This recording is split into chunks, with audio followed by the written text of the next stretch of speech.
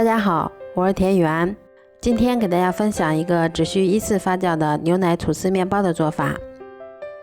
首先我们准备300克的高筋面粉，先加入3克盐、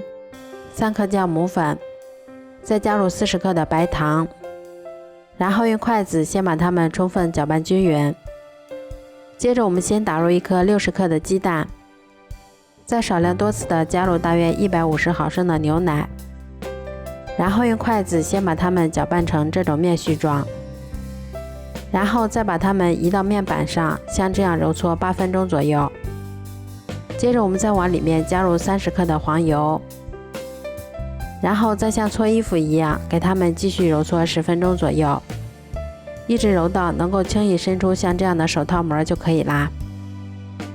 揉好后，我们再用刀把它们分成3等份。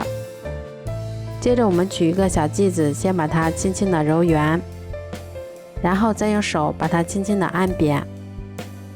最后我们再把它擀成一张厚度约3毫米的长方形饼皮，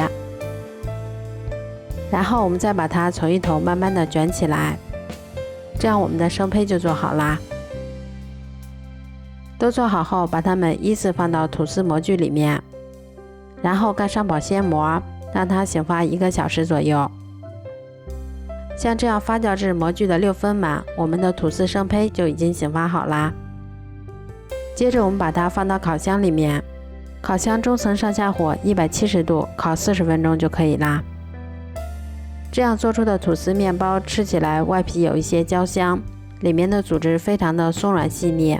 还有一股浓浓的奶香味儿，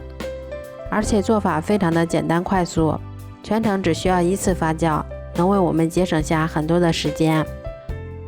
如果喜欢的话就试试吧，喜欢我的视频就关注我吧，谢谢您的支持。